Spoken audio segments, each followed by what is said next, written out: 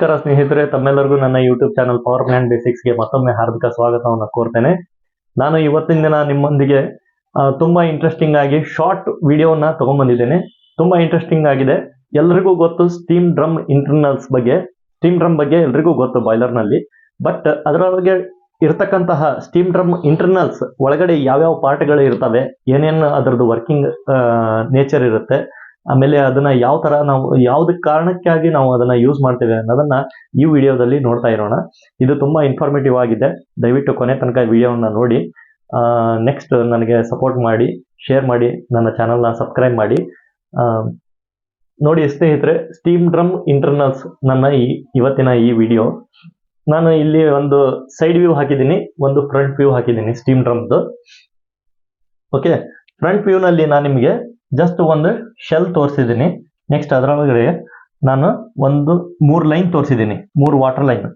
ಒಂದು perforated feed water line, ನಮ್ಮ boiler feed ಪಂಪಿಂದ ಏನು ನೀರು ಬರುತ್ತಲ್ಲ ಥ್ರೂ ಎಕನಾಮೈಸರ್ ಬಂದು ಅದು ಇಲ್ಲಿ ಸ್ಟೀಮ್ ಡ್ರಮ್ ಒಳಗಡೆ ಇಲ್ಲಿ ಪರ್ಫೋರೇಟೆಡ್ ಆಗಿ, ಅಂದ್ರೆ ಈಕ್ವಲ್ ಡಿಸ್ಟೆನ್ಸ್ ಅಲ್ಲಿ ಅದಕ್ಕೆ ಹೋಲ್ಗಳು ಇರ್ತವೆ. ಈಕ್ವಲ್ ಡಿಸ್ಟೆನ್ಸ್ ಅಲ್ಲಿ ಲೈನಿಗೆ ಇಲ್ಲಿ ಮಾರ್ಕ್ ಮಾಡಿದ್ದೀನಿ ನಾನು ನಿಮಗೆ, ಆ ಹೋಲ್ಗಳು ಇರ್ತದೆ. ಅದಕ್ಕೆ ನಾವು ಪರ್ಫೋರೇಟೆಡ್ ಅಂತ ಹೇಳ್ತೀವಿ. ಪರ್ಫೋರೇಟೆಡ್ ಫೀಡ್ ಲೈನ್, ಈ ಫೀಡ್ ಲೈನ್ ಅದು ವಾಟರ್ ನಮ್ದು ಸಪ್ಲೈ ಮಾಡುತ್ತೆ ಈ ಡ್ರಮ್ ಇಂಟರ್ನಲ್ಗೆ, ಡ್ರಮ್ ಒಳಗಡೆ.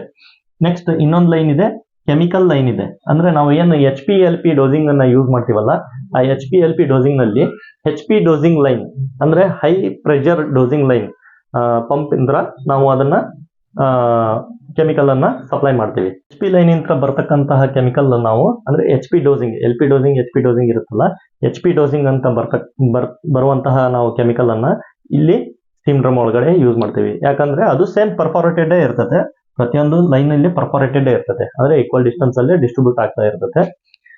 HP ಡೋಸಿಂಗ್ ಅಂದ್ರೆ ನಾವು pH ವಾಟರ್ pH ಅನ್ನ ಸ್ಟೆಬಿಲೈಸ್ ಮಾಡ್ಲಿಕ್ಕೆ, ಆಮೇಲೆ ಸ್ಕೇಲಿಂಗ್ ನ ಆಮೇಲೆ ಸ್ಲಡ್ಜ್ ಅನ್ನ ಪ್ರಿವೆಂಟ್ ಮಾಡ್ಲಿಕ್ಕೆ, ಇವೆಲ್ಲದಕ್ಕೂ ನಾವು ಈ ಕೆಮಿಕಲ್ ಅನ್ನ ಇಲ್ಲಿ ಆಡ್ ಮಾಡ್ತಾ ಇರ್ತೀವಿ. ನೆಕ್ಸ್ಟ್ ಇನ್ನೊಂದು ಲೈನ್ ಇದೆ ನೋಡಿ ಇಲ್ಲಿ ಮೇಲ್ಗಡೆ, ಇದು ಕಂಟಿನ್ಯೂಸ್ ಬ್ಲೋ ಡೌನ್. ನಮ್ದು ವಾಟರ್ ಅಲ್ಲಿ ಏನು ಸ್ಲಡ್ಜ್ ಕಲೆಕ್ಟ್ ಆಗ್ತಾ ಇರ್ತದಲ್ಲ, ಅದು ಕಂಟಿನ್ಯೂಸ್ ಆಗಿ ಬ್ಲೋ ಡೌನ್ ಆಗ್ತಾ ಇರ್ತದೆ, ಅಂದ್ರೆ ಬಾಯ್ಲರ್ ಇಂದ ನಾವು ಎಕ್ಸಿಟ್ ಮಾಡ್ತಾ ಇರ್ತೀವಿ. ಓಕೆ, ಇದು ನಮ್ದು ಸ್ಟೀಮ್ ಡ್ರಮ್ ಇಂದ ಲೈನ್ಗಳಾದವು. ಅದೇ ಲೈನ್ಗಳನ್ನ ಇಲ್ಲಿ ಸೈಡ್ ವ್ಯೂ ತೋರಿಸಿದ್ದೀನಿ ನೋಡಿ. ಇಲ್ಲಿ ಒಂದು ಕೆಮಿಕಲ್ ಡೋಸಿಂಗ್ ಲೈನ್ ಇದೆ, ಒಂದು ಫೀಡ್ ವಾಟರ್ ಲೈನ್ ಇದೆ, ಒಂದು CBD ಇದೆ. ನೆಕ್ಸ್ಟ್ ಇಲ್ಲಿ ಕೆಲವೊಂದು ನಾವು ಪಾರ್ಟ್ಸ್ ಅನ್ನ ತೋರಿಸಿದ್ದೀನಿ. ಇದು ಸೈಡ್ ವ್ಯೂ ಇರೋದ್ರಿಂದ ಒಂದೊಂದೇ ನಂಬರ್ ಕಾಣಿಸ್ತಾ ಇದೆ ನಿಮಗೆ, ಬಟ್ ಇದು N ನಂಬರ್ಸ್ ಇರ್ತವೆ. ಓಕೆ, ಇಲ್ಲಿ ನೋಡಿ ಫಸ್ಟಿಗೆ ನಾನು ಇಲ್ಲಿ ಒಂದು ಕರ್ವ್ ಲೈನ್ ತೋರಿಸ್ತಾ ಇದ್ದೀನಿ ನೋಡಿ. ಇಲ್ಲಿ ಕರ್ವ್ ಲೈನ್ ಇದೆ ಎರಡು ಸೈಡ್. ಇದು ಬ್ಯಾಫಲ್ ಪ್ಲೇಟ್ ಅಂತ ಹೇಳ್ತೀವಿ, ಬ್ಯಾಫಲ್ ಪ್ಲೇಟ್. ನೆಕ್ಸ್ಟ್ ಅದಕ್ಕೆ ನಾವು ಇಲ್ಲಿ ರೈಸರ್ ಟ್ಯೂಬ್ಸ್ ಅನ್ನ ಕೊಟ್ಟಿದ್ದೀನಿ. ರೈಸರ್ ಟ್ಯೂಬ್ಸ್ ಅಂದ್ರೆ ಬಾಯ್ಲರ್ ಇಂದ ಏನ್ ನಮ್ದು ಬರುತ್ತಲ್ಲ, ಫಸ್ಟಿಗೆ ನೀವು ಮೇಲ್ಗಡೆ ಸ್ಟೀಮ್ ಡ್ರಮ್ ಒಳಗಡೆ ಎಂಟರ್ ಆದ್ರೆ ನಿಮಗೆ ಕಾಣಿಸುತ್ತೆ, ಮೇಲ್ಗಡೆ ಎಲ್ಲಾ ಕಡೆಯಿಂದನೂ ಟ್ಯೂಬ್ಸ್ ಇರ್ತವೆ, ಅಬೋವ್ ಹಾಫ್ ಪೋರ್ಷನ್.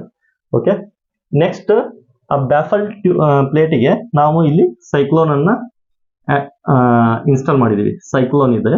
ನೆಕ್ಸ್ಟ್ ಅದರ ಟಾಪಿಗೆ ಸೆಕೆಂಡರಿ ಸ್ಕ್ರಬ್ಬರ್ಸ್ ಇದಾವೆ. ನೆಕ್ಸ್ಟ್ ಅದ್ರ ಮೇಲ್ಗಡೆ ಇಲ್ಲಿ ಪ್ರೈಮರಿ ಸ್ಕ್ರಬ್ಬರ್ ಇದೆ. ಸಾರಿ, ಇದು ಪ್ರೈಮರಿ ಸ್ಕ್ರಬ್ಬರ್. ನೆಕ್ಸ್ಟ್ ಇಲ್ಲಿ ಸೆಕೆಂಡರಿ ಸ್ಕ್ರಬ್ಬರ್ ಇದೆ. ನೆಕ್ಸ್ಟ್ ನಮ್ದು ಡ್ರೈ ಸ್ಟೀಮ್ ಇಲ್ಲಿ ಎಕ್ಸಿಟ್ ಆಗ್ತಾ ಇದೆ. ಓಕೆ, ಈ ಬ್ಯಾಫಲ್ ಏನಾಗುತ್ತೆ, ಜಸ್ಟ್ ನಾನು ನಿಮ್ಗೆ ಇವಾಗ ಇದು ಏನೇನು ವರ್ಕ್ ಆಗುತ್ತೆ ಅಂತ ಹೇಳ್ತೀನಿ ನೋಡಿ. ಇವಾಗ ನಮ್ದು ಬಾಯ್ಲರ್ ಇಂದ ಸ್ಯಾಚುರೇಟೆಡ್ ಸ್ಟೀಮ್ ಈ ಸ್ಟೀಮ್ ಡ್ರಮ್ ಒಳಗಡೆ ಎಂಟರ್ ಆಗುತ್ತೆ. ಸ್ಯಾಚುರೇಟೆಡ್ ಸ್ಟೀಮ್ ಹೈ ಪ್ರೆಷರ್ ಇಂದ ಬಂದು ಈ ಸೈಕ್ಲೋನ್ ಒಳಗಡೆ ಎಂಟರ್ ಆಯ್ತು ಅಂದ್ರೆ ಇಲ್ಲಿ ಏನಾಗುತ್ತೆ, ಸೈಕ್ಲೋನ್ ಒಳಗಡೆ ಮೆಕ್ಯಾನಿಕಲ್ ಡಿಸೈನ್ ಯಾವ ತರ ಇರುತ್ತಂದ್ರೆ ಸೆಂಟ್ರಿಫ್ಯೂಗಲ್ ಫೋರ್ಸ್ ಆಕ್ಟ್ ಆಗುತ್ತೆ. ಇಲ್ಲಿ ಸೆಂಟ್ರಿಫ್ಯೂಗಲ್ ಫೋರ್ಸ್ ಆಕ್ಟ್ ಆಗೋದ್ರಿಂದ ಈ ಸರ್ಫೇಸ್, ಈ ಸೈಕ್ಲೋನಿನ ಸರ್ಫೇಸಿಗೆ ಅದು ತಿರುಗದಂಗಾಗಿ ಏನಾಗುತ್ತೆ, ಸರ್ಫೇಸಿಗೆ ಟಚ್ ಆಗೋ ಕಾರಣಕ್ಕೆ high density water particles slip ಆಗಿ ಬಾಟಮ್ ಸೈಡ್ ಬರ್ತವೆ. ಇಲ್ಲಿ ಕೂಡ ಅದೇ ತರ ಗೈಡ್ಸ್ ಇರ್ತವೆ. ಬಾಟಮ್ಗೆ ಬಂದು ಇಲ್ಲಿ ವಾಟರ್ ಕಲೆಕ್ಟ್ ಆಗುತ್ತೆ ಬಿಲೋ ಹಾಫ್ ಪೋರ್ಷನ್ ಆಫ್ ಈ ಸ್ಟೀಮ್ ಡ್ರಮ್. ಮೇಲ್ಗಡೆ ಏನಾಗುತ್ತೆ, ನಮ್ಮ ಏನ್ ಸ್ಟೀಮ್ ಇರುತ್ತಲ್ಲ, ಆ ವಾಟರ್ ನಲ್ಲಿ ಸ್ಟೀಮ್, ಇಲ್ಲಿ ವಾಟರ್ ಸಪರೇಟ್ ಆಯ್ತು, ಇಲ್ಲಿ ಸ್ಟೀಮ್ ಡೆನ್ಸಿಟಿ ಕಡಿಮೆ ಇರೋ ಕಾರಣಕ್ಕಾಗಿ ಮೇಲ್ಗಡೆ ಪಾಸ್ ಆಗುತ್ತೆ. ಆ ಪಾಸ್ ಆಗುವಂತದ್ದು ಪ್ರೈಮರಿ ಸ್ಕ್ರಬ್ಬರ್ ಇಂದ ಪಾಸ್ ಆಗುತ್ತೆ. ಈ ಪ್ರೈಮರಿ ಸ್ಕ್ರಬ್ಬರ್ಗೂ ಕಾಂಪೋಸಿಟ್ ಕಾಂಪ್ಯಾಕ್ಟ್ ಆಗಿ ನಾವು ಇವಾಗ ನೀವು ಸೋಸಣಿಕೆ ನೋಡಿರ್ತೀರ, ಆ ತರ ಇರುತ್ತೆ ಇದು ಮೆಶ್, ಒಂದು ಮೆಟಾಲಿಕ್ ಮೆಶ್ ಇರುತ್ತೆ. ಅಲ್ಲಿ ಕೂಡ ಹಂಗೆ ಸೇಮ್ ಸರ್ಫೇಸಿಗೆ ಟಚ್ ಆಗಿ ಏನ್ ಸರ್ಫೇಸ್ ಮಾಯಿಶ್ಚರ್ ಆಗುತ್ತಲ್ಲ, ಆ ಮಾಯಿಶ್ಚರ್ ಸ್ಲಿಪ್ಪೇಜ್ ಆಗಿ ಬಾಟಮ್ ಪೋರ್ಷನ್ ಅಲ್ಲಿ ಕಲೆಕ್ಟ್ ಆಗುತ್ತೆ.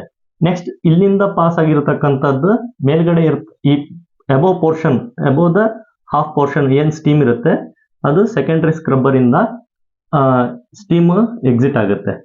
ಓಕೆ, ಇದ್ರ ಕೆಳಗಡೆ ಹಾಫ್ ಪೋರ್ಷನ್ ವಾಟರ್, ಮೇಲ್ಗಡೆ ಹಾಫ್ ಪೋರ್ಷನ್ ಸ್ಟೀಮ್ ಇರುತ್ತೆ. ಓಕೆ, ಈ ಬ್ಯಾಫಲ್ ಕೂಡ ಸೇಮ್ ವರ್ಕೆ ಮಾಡುತ್ತೆ. ಬ್ಯಾಫಲ್ಗೆ ಏನ್ ನಮ್ದು ರೈಸರ್ ಇಂತ್ರ ಏನ್ ನಮ್ದು ವಾಟರ್ ಬರುತ್ತಲ್ಲ, ಆ ಬ್ಯಾಫಲ್ಗೆ ಟಚ್ ಆಗಿ ಆ ಸರ್ಫೇಸ್ ಥ್ರೂ ನಮ್ದು ವಾಟರ್ ಪಾರ್ಟಿಕಲ್ಸ್ ಡೌನ್ವರ್ಡ್ಸ್ ಇಲ್ಲಿ ಸ್ಲಿಪ್ಪೇಜ್ ಆಗಿ ಕಲೆಕ್ಟ್ ಆಗ್ತಾ ಹೋಗ್ತದೆ. ನೆಕ್ಸ್ಟ್ ಇಲ್ಲಿ ಡೌನ್ ಕಮರ್ಸ್ ತೋರಿಸಿದೀನಿ. ಈ ವಾಟರ್ ಎಲ್ಲಿ ಹೋಗುತ್ತೆ? ಡೌನ್ ಕಮರ್ಸ್ ಥ್ರೂ ಬಾಯ್ಲರ್ಗೆ ಹೋಗುತ್ತೆ, ಮತ್ತೆ ಅಲ್ಲಿ ಕಂಬರ್ಷನ್ ಆಗಿ ಆ ಹೀಟ್ ಅನ್ನ ಅಕ್ವೈರ್ ಮಾಡಿಕೊಂಡು ಮತ್ತೆ ಅದು ಸ್ಯಾಚುರೇಟೆಡ್ ಸ್ಟೀಮ್ ಆಗಿ ಇಲ್ಲಿ ನಮ್ಮ ಸೈಕ್ಲೋನ್ಗೆ ಬರುತ್ತೆ. ಸೇಮ್ ಇದು ಸರ್ಕ್ಯುಲೇಷನ್ ಆಗ್ತಾನೆ ಇರ್ತದೆ.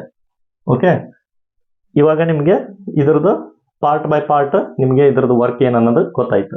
ನೆಕ್ಸ್ಟ್ ಇನ್ನೊಂದು ಇಂಪಾರ್ಟೆಂಟ್, ಈ ನಮ್ಮ ಸ್ಟೀಮ್ ಡ್ರಮ್ ಏನಿದೆ ಅಲ್ಲ, ಇದರದ್ದು ಥಿಕ್ನೆಸ್ ಎಷ್ಟು ಇರಬೇಕು ಅಂತ. ಇದರದ್ದು ಥಿಕ್ನೆಸ್ ಮಿನಿಮಮ್ 0.25 ಇಂಚಸ್, 0.25 ಇಂಚಸ್ ಇದರದ್ದು ಸ್ಟೀಮ್ ಡ್ರಮ್ ಥಿಕ್ನೆಸ್. ಇಷ್ಟಂತರೂ ಮಿನಿಮಮ್ ಇರಲೇಬೇಕು. ಓಕೆ, ನೆಕ್ಸ್ಟ್ ನಮ್ಮ ಸ್ಟೀಮ್ ಇಲ್ಲಿ ಏನ್ ಎಕ್ಸಿಟ್ ಆಗುತ್ತಲ್ಲ, ಈ ಡ್ರಮ್ ಇಂಟರ್ನಲ್ಸ್ ನಾವು ಬಳಸೋದ್ರಿಂದ 3 to 5% ನಮ್ದು ಸ್ಟೀಮ್ ಡ್ರೈ ಕ್ವಾಲಿಟಿ ಇಂಪ್ರೂವ್ ಆಗಿ ನಮ್ಮ ಸ್ಟೀಮ್ ಔಟ್ಪುಟ್ ಆಗುತ್ತೆ. ಓಕೆ, ಇವಾಗ ನಾನು ನಿಮಗೆ ಕೆಲವೊಂದು ಇದ್ರದ್ದು ಯೂಸಸ್ ಇವಾಗ ನೋಡಿದ್ರಿ ನೀವು ಯಾವ್ಯಾವು. First of all, separating of steam and steam from water, ಅಂದ್ರೆ ನೀರಿನಿಂದ ಬರಿತೀನಿ ನೋಡಿ, ನೀರಿನಿಂದ ನಾವು ಸ್ಟೀಮ್ ಅನ್ನ ಸಪರೇಟ್ ಮಾಡ್ಕೊಂಡ್ವಿ. ಯೂಸಸ್,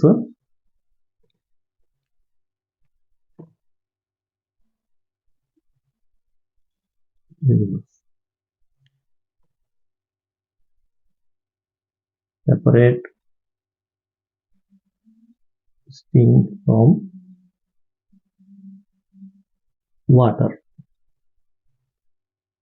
ನೆಕ್ಸ್ಟ್ ಮತ್ತೇನಾಗುತ್ತೆ, ಇದರದ್ದು ಸ್ಟೀಮ್ ಕ್ವಾಲಿಟಿ ಇಂಪ್ರೂವ್ ಆಯ್ತು. Improving the steam quality, improve the steam quality. ನಾನು ನಿಮಗೆ ಹೇಳಿದ್ದೆ ಡ್ರೈನೆಸ್ ಫ್ರಾಕ್ಷನ್ ಅಂತ ಲಾಸ್ಟ್ ವಿಡಿಯೋದಲ್ಲಿ. ಡ್ರೈನೆಸ್ ಫ್ರಾಕ್ಷನ್ ಇರುತ್ತಲ್ಲ, ನಿಮಗೆ ರ್ಯಾನ್ಕೈನ್ ಸೈಕಲ್ ಅಲ್ಲಿ ಹೇಳಿದ್ದೆ ನಾನು. ಆ ಡ್ರೈನೆಸ್ ಫ್ರಾಕ್ಷನ್ ಏನಾಗುತ್ತೆ, ಇಂಪ್ರೂವ್ ಆಗುತ್ತೆ. ಅಂದ್ರೆ ಮಾಯಿಶ್ಚರ್ ಏನಿದೆ ಎಲ್ಲ ಇಲ್ಲಿ ಕಲೆಕ್ಟ್ ಆಗ್ಬಿಡುತ್ತೆ, ಸಪರೇಟ್ ಆಗ್ಬಿಡುತ್ತೆ. ಡ್ರೈ ಸೂಪರ್ ಹೀಟೆಡ್ ಸ್ಟೀಮ್ ಮಾತ್ರ ನಮ್ದು ಟರ್ಬೈನ್ಗೆ ಹೋಗುತ್ತೆ. ನೆಕ್ಸ್ಟ್ ಇಲ್ಲಿಂದ ಏನಿಗೆ ಹೋಗುತ್ತೆ, ಟರ್ಬೈನ್ಗೆ ಹೋಗುತ್ತೆ, ಅಥವಾ PRDS ಥ್ರೂ ನಮ್ದು ಪ್ರೋಸೆಸ್ಗೆ ಹೋಗುತ್ತೆ. Next third point, reduce boiler water. Reduce boiler water. ನಾನು ಜಸ್ಟ್ ನಿಮಗೆ ಕೆಲವೊಂದು ಪಾಯಿಂಟ್ಸ್ ಅನ್ನ ಯೂಸಸ್ ಆಗಿ ತೋರಿಸ್ತಾ ಇದ್ದೀನಿ. ಅವು ನಾವು ಲಿಸ್ಟ್ ಔಟ್ ಮಾಡ್ತಾ ಹೋದ್ರೆ ಇನ್ನೂ ಸಿಕ್ಕಾಪಟ್ಟೆ ಇದಾವೆ. Next very important, controls the priming and foaming. Priming ಮತ್ತು ಫೋಮಿಂಗ್ ಕಂಟ್ರೋಲ್ ಮಾಡುತ್ತೆ. Okay, next distribution of feed water,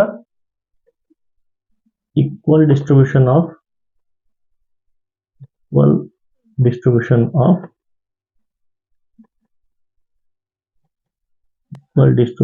of feed water and chemicals.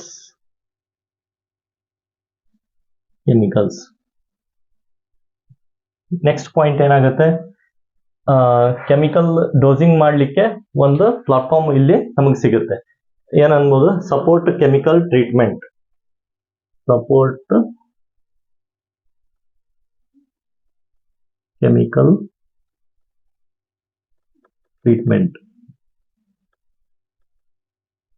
Okay, ಈ ತರ ನಾವು ಸುಮಾರು ಯೂಸಸ್ ಅನ್ನ ಲಿಸ್ಟ್ ಔಟ್ ಮಾಡಬಹುದು. ನೆಕ್ಸ್ಟ್ ಇದ್ರ ಮೇಲ್ಗಡೆ ನಮ್ದು 2 ಸೇಫ್ಟಿ ವಾಲ್ಸ್ ಬರ್ತವೆ. ಡ್ರಮ್ ಮೇಲೆ 2 ಸೇಫ್ಟಿ ವಾಲ್ಸ್ ಬರ್ತವೆ. ನೆಕ್ಸ್ಟ್ ಅದೇ ತರ ಮೌಂಟಿಂಗ್ಸ್ ನಾವು ಏನೇನು ಯೂಸ್ ಮಾಡ್ತೀವಿ ಅನ್ನೋದನ್ನ ನಾನು ನಿಮ್ಗೆ ನೆಕ್ಸ್ಟ್ ವಿಡಿಯೋದಲ್ಲಿ ಹೇಳ್ಕೊಡ್ತೀನಿ. ಇವಾಗ ನಿಮ್ಗೆ ಸ್ಟೀಮ್ ಡ್ರಮ್ ಇಂಟರ್ನಲ್ಸ್ ಬಗ್ಗೆ ಅರ್ಥ ಆಯ್ತು ಅಂತ ಅನ್ಕೊಂತೀನಿ.